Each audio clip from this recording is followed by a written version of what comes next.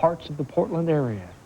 I'll carry it with one of my 8 heroes. There you go. Yeah, right. no, really, so it's quite an honor. Yeah. Nightly news is straight ahead. Coming up, how the hunt for Osama bin Laden is intensifying. Just part of what you'll see next on Nightly News, and we'll see you back here at 6 o'clock.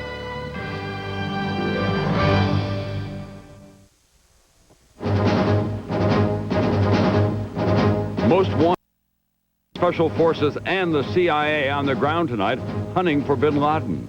And 4 journalists shot to death on the road to Kabul. The General, my exclusive interview with Attorney General John Ashcroft, under fire from Congress for changing the rules for terrorism trials. In depth, the getaway, cheap gas, the lowest in more than a year, what it means for Thanksgiving travel, winter heating bills, and will it be enough to jumpstart the economy? Lifeline. Why are people dying after this common knee surgery? A medical mystery tonight. And the home front. A family kept apart by war, coping and coming together as the holiday season begins. From NBC News World Headquarters in New York, this is NBC Nightly News with Tom Brokaw. Good evening. Tonight, the hunt for Osama bin Laden is intensifying on the ground in Afghanistan, and President Bush said, quote, the noose is beginning to narrow. At the Pentagon, Defense Secretary Rumsfeld suggested the big reward money for bin Laden, now more than $25 million, may prompt Afghans to start crawling through tunnels and caves looking for him. But in parts of Afghanistan, the fighting still is intense, and tonight, 4 journalists are missing and presumed to be dead in an ambush. We begin tonight with NBC's Jim Miklashevsky, who is at his Pentagon post. Jim? Tom, NBC News has learned that last week's U.S. attack that killed Osama bin Laden's top deputy, Mohammed Atta, also killed 50 other al-Qaeda forces, including some high-level commanders. But tonight, Osama bin Laden himself remains on the loose and on the run. As the war rages on in the north today, the Taliban near collapse, President Bush makes it clear he now has one primary target in his sights, Osama bin Laden. The noose is beginning to narrow. The net is getting tighter. More than 300 U.S. Special Forces and a small army of CIA paramilitaries are now on the ground in Afghanistan searching for bin Laden. U.S. officials say bin Laden's constantly on the run, most likely in the mountainous region between Kabul and Pakistan. Afghan rebels are also in the hunt, with the U.S. handing out bags of money and offering a $25 million reward. Incentivize a large number of people to begin crawling through those tunnels and caves looking for the bad folks. In the north today, the fiercest fighting in the war. Northern Alliance shooting their way toward Kunduz as American warplanes attack from the air. Inside the city, up to 5,000 hardcore Taliban, reportedly killing their own men who try to defect, vowing to fight to the death.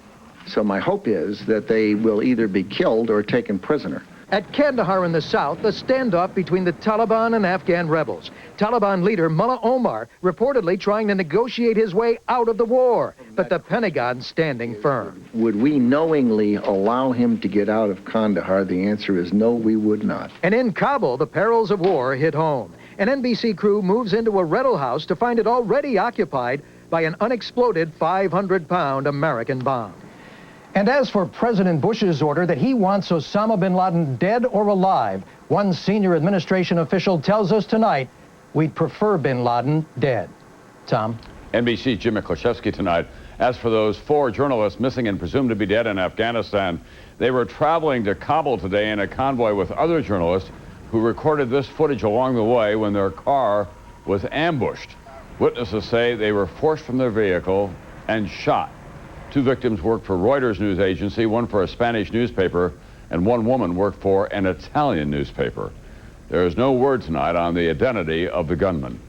At the same time today, Secretary of State Powell outlined America's vision for the future of Afghanistan while sending some strong signals to Israel and the Palestinians about what must be done to move along the peace process there. NBC's chief foreign affairs correspondent, Andrea Mitchell, has more tonight. Under tight security at an airport 20 miles north of Kabul today, the first American diplomat arrives in Afghanistan since the war began. Special Envoy James Dobbins gets Northern Alliance leaders to finally agree. They will meet with their Afghan rivals in Germany next weekend to start planning a new government, a government the U.S. says must include all factions. One that will end Afghanistan's role as a haven for terrorists and drug dealers.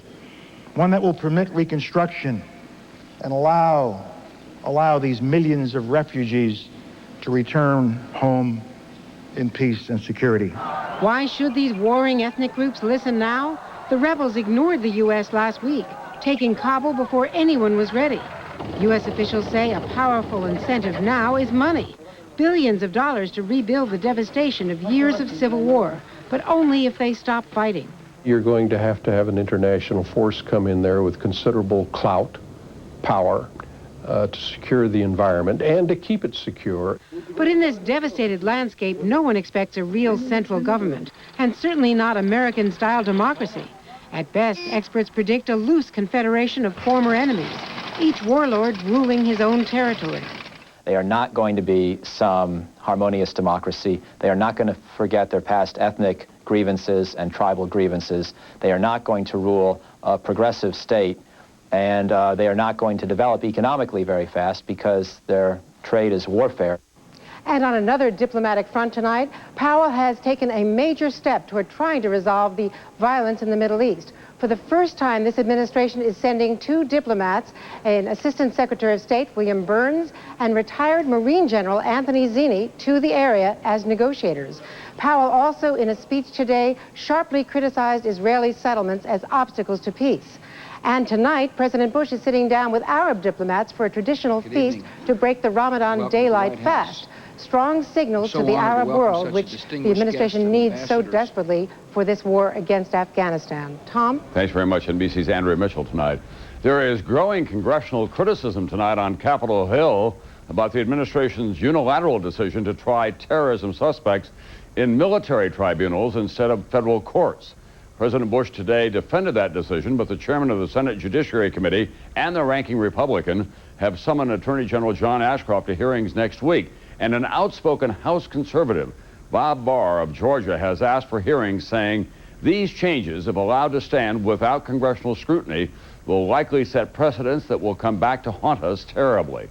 Today, I asked Ashcroft if he regrets not consulting with Congress. I believe that it's important for us to understand that we're at war, and we've got to do everything we can to protect American lives. And I respect the fact that Congress has a role to play and indeed has an oversight responsibility. And I believe that when they understand the nature of these adjustments that we've made in order to protect lives in accordance with the Constitution, that it will not only be helpful to have that clarity, but they'll feel good about the kind of adjustments we've made. Do you think that some of these more than 1,000 people that are now being detained will stand trial in a military tribunal? That seems to be a major concern. Well, you know, the president should have the right to try alien war criminals in a commission.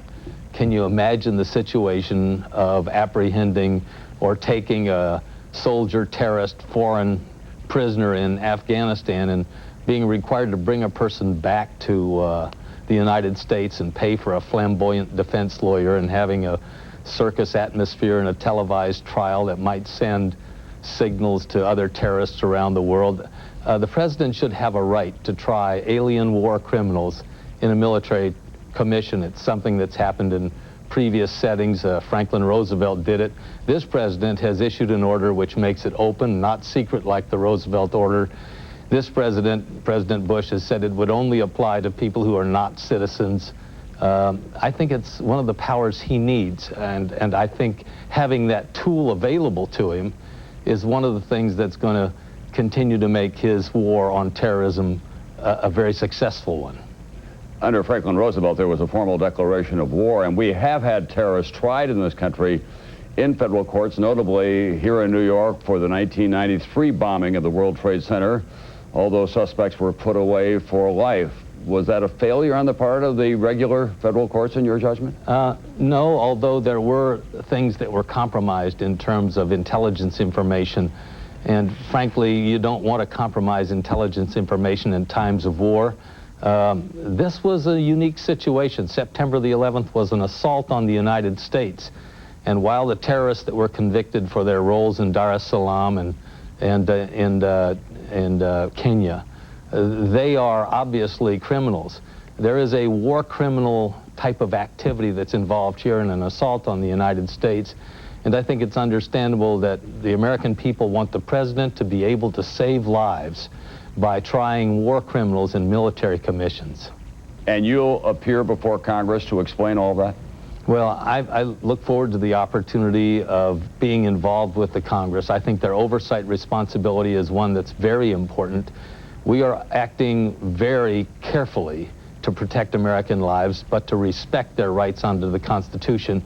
And dealing with the Congress and explaining that to them will be is an appropriate part of our role in the war. Now, we have other things to do as well, but I'm very pleased to be involved with the Congress in explaining exactly how we've respected the Constitution and will continue to do so.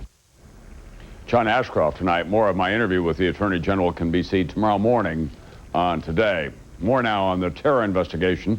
The FBI says tonight it is getting some important new leads from overseas about the September 11th hijackings, and investigators are hoping the discovery of a fourth anthrax letter late last week will disclose more clues about who's behind these deadly mailings. The latest now from NBC's Terrorism Task Force and Pete Williams. Federal agents tonight say they've now finished examining undelivered congressional mail and have found no further anthrax letters, ending their search on Capitol Hill. Postal inspectors say the one just found to Senator Patrick Leahy of Vermont was postmarked Trenton, New Jersey like the others, and on October 9th, as was the Daschle letter. Those who found it say the finely powdered anthrax was visibly seeping out, coating the envelope with a film of powder. That suggests it was the same deadly form of anthrax found in the Daschle letter. A former FBI profiler says the fact that an anthrax letter was sent to Leahy, a 27-year veteran of the U.S. Senate, but not an international figure, helps build a case that the mailings are the work of a homegrown terrorist. If we ascribe each bit of intelligence they develop as one more ounce to put on a scale, this appears to be yet another ounce on the side of domestic as opposed to international terrorism. Tonight, the FBI says the Leahy letter won't even be opened for another day or so as experts work out the best way to preserve evidence on both the inside and outside of the envelope. And investigators note that post office machines misread the zip code on the Leahy letter, printing on a barcode with 20520. That's the State Department zip code, not the Senate's. Federal agents say if the Leahy letter was misrouted, it could have been the source of an inhalation anthrax case at a State Department mail facility. In the hijacking investigation, a promising break in Spain, where authorities crack what they say is an al-Qaeda terrorist cell. Spanish prosecutors say 8 men, most from Syria, may have helped plan the September 11th suicide flights. Officials there say phone calls by one of them, Imad Yarbas, monitored in August, suggest he may have known the hijacking details. Spanish court documents quote him saying, "In our lessons, we have entered the field of aviation and we have cut the bird's throat." The Spanish arrests, officials say, are another sign the global war on terrorism isn't just a military one. Pete Williams, NBC News, Washington. Up next, NBC News in Depth tonight, important information for people who are driving instead of flying this Thanksgiving holiday.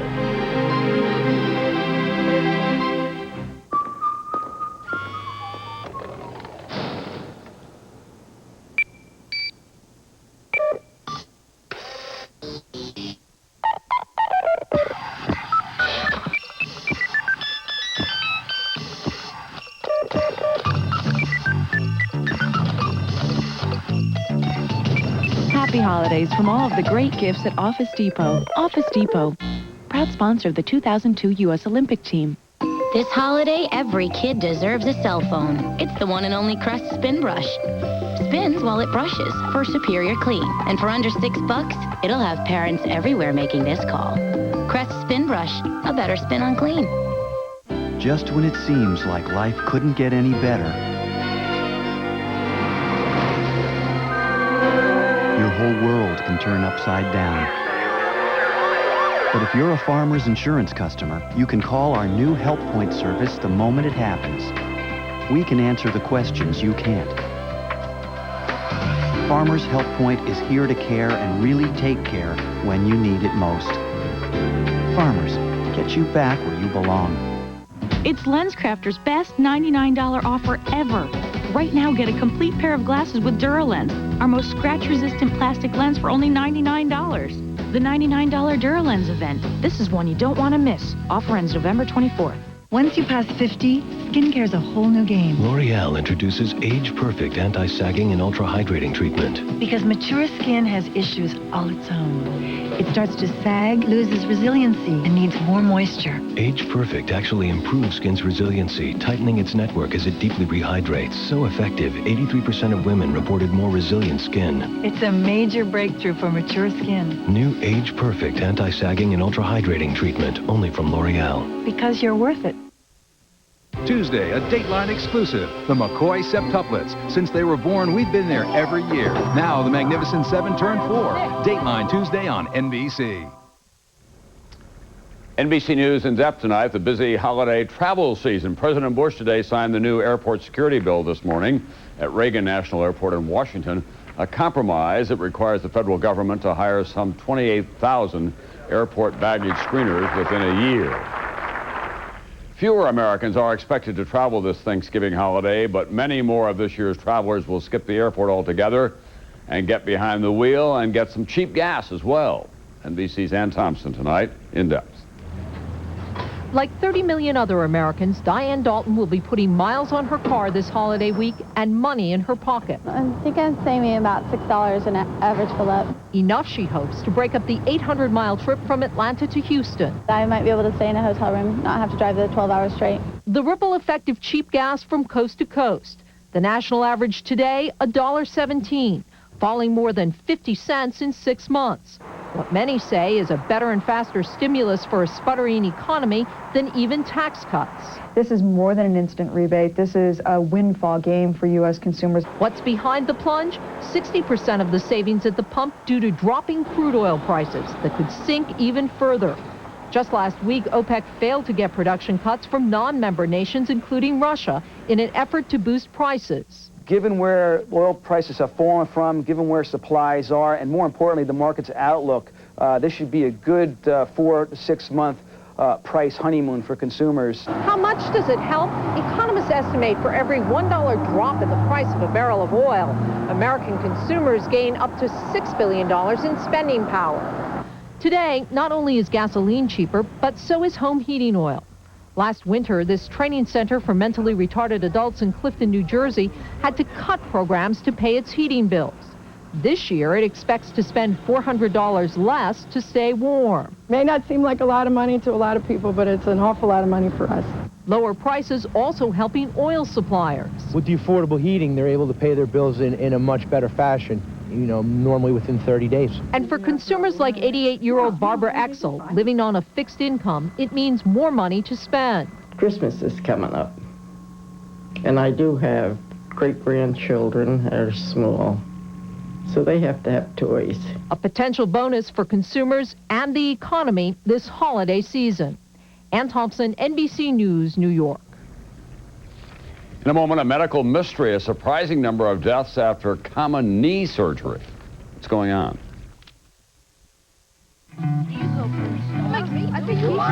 Being first is never easy. Will I make it? Will I be laughed at? Will it be worth it?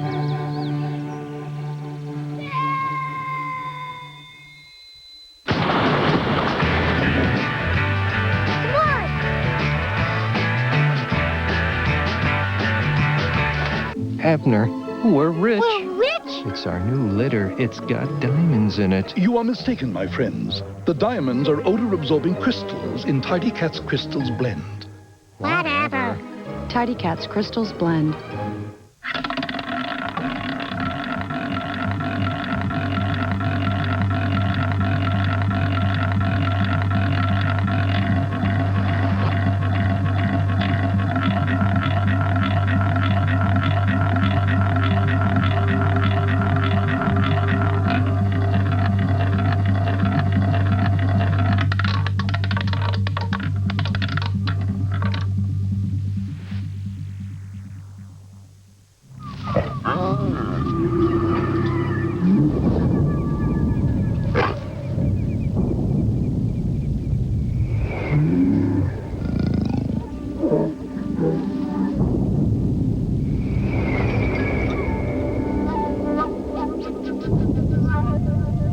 After the new Chevy Trailblazer, everything else just seems kind of weak. The all-new 270 horsepower Chevy Trailblazer, like a rock.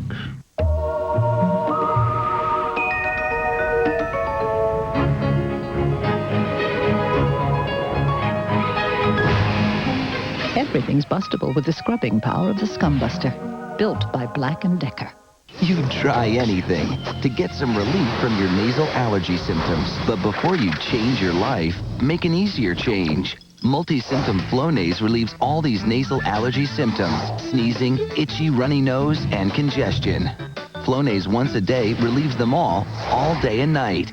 For best results, use daily. Side effects are generally mild and may include headache, nosebleed, or sore throat. Ask your doctor about multi-symptom Flonase. When you get it all it takes is Flonase. Tomorrow, the one and only Tony Bennett hits our concert stage with special guest Sheryl Crow. Brought to you by the incredible Edible Egg, only on Today. The Family, Why They Fly Every Day. NBC Nightly News tomorrow. Lifeline tonight, a deadly medical mystery. Recently, 3 men in Minnesota underwent a common knee operation, and then, without warning, they suddenly died. NBC's chief medical correspondent Robert Bazell has more now. At Minnesota's public health labs today, investigators search for clues. The 3 men who died were all in perfect health before they underwent common knee surgery. These are very frightening deaths, unexpected deaths. Today, Minnesota officials, together with investigators from the CDC, are getting reports of what could be dozens of similar cases from many parts of the country, but each requires careful investigation. One case under investigation, Roman Simicek, a hockey player with the Minnesota Wild, who suffered a severe infection following knee surgery during the off-season, but he recovered and is playing again. We're looking at a nationwide investigation to see if we can find additional cases.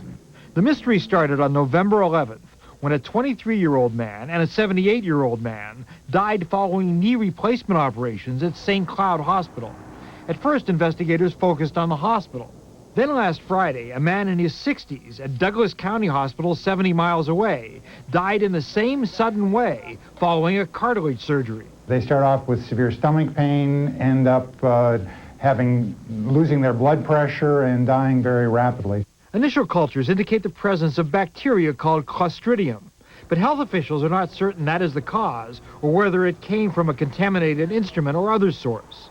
As a precaution, they have ordered a halt to all elective knee surgery in the entire state of Minnesota for at least a week. Officials do not suspect bioterrorism. More than 260,000 people get total knee replacements every year, and hundreds of thousands more get other kinds of knee surgery. The medical detectives say it will take several days before they know whether there is widespread danger. Robert Bazell, NBC News, New York. On Wall Street today, the blue chip surged to almost 10,000, thanks to good news about future earnings in this country and the progress of the war in Afghanistan. The Dow today gained more than 109 points. NASDAQ was up almost 36 points on the day. Up next, military families separated by war this holiday, counting the days as well as their blessings. Over the years, I've learned that when something works, you stick with it. There you go.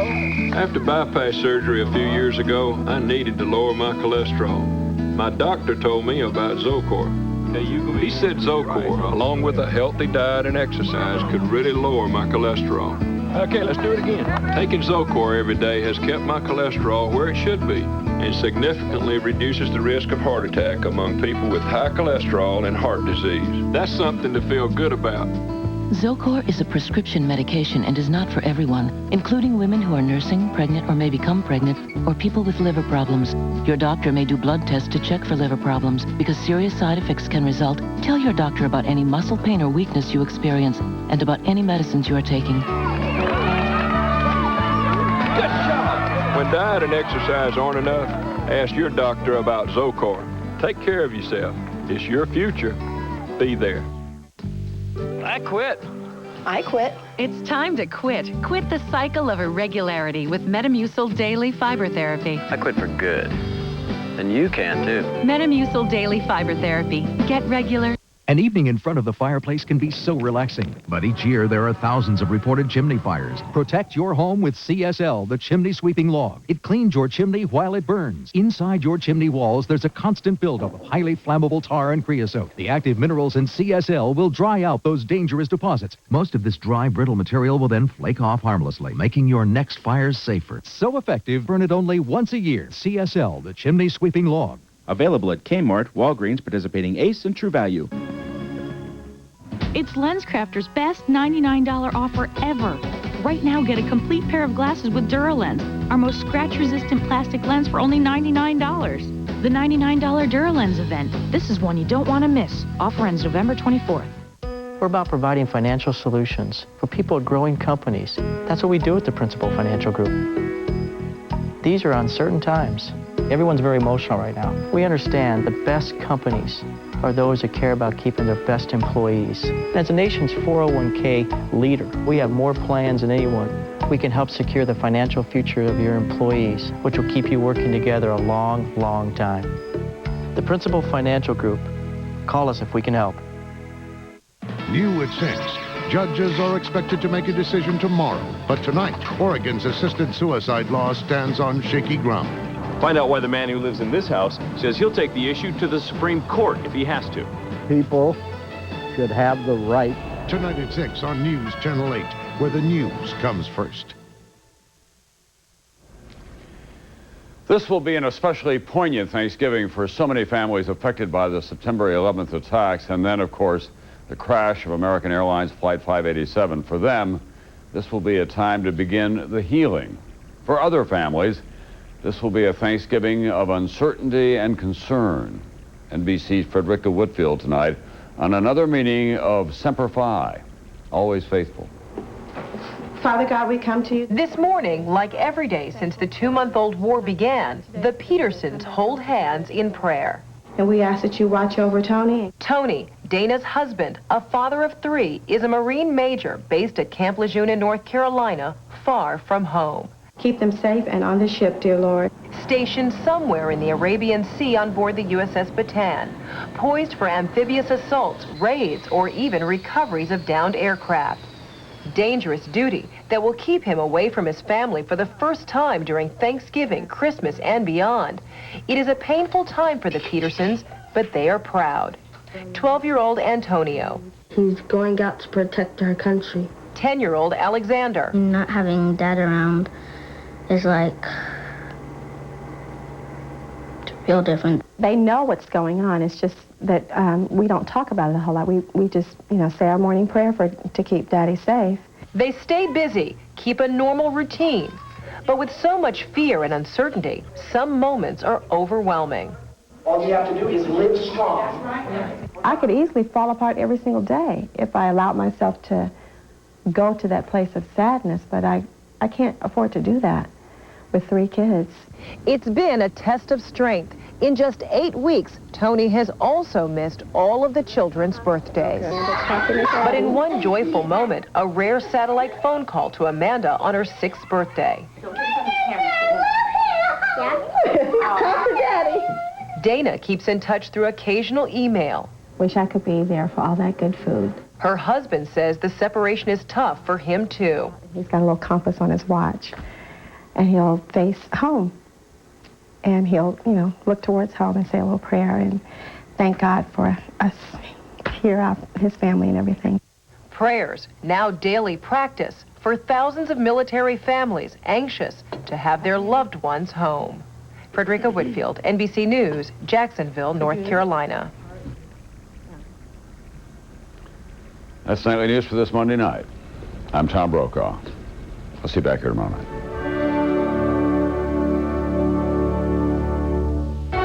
Nightly News is a presentation of NBC News. More Americans watch NBC News than any other news organization in the world. But you'd like to see every bag checked? Yes. Would you put up with a longer wait? Yeah. President Bush signs into law new, tougher airport rules. What can you expect? We'll have live team coverage. Plus, he came forward to fight for his right to die under Oregon's assisted suicide law. Today, the phone call he's been waiting for. Why are thousands of fish falling from the sky? I'm Vince Patton on the Upper Clackamas River. We'll explain coming up. From KGW, where the news comes first, this is Northwest.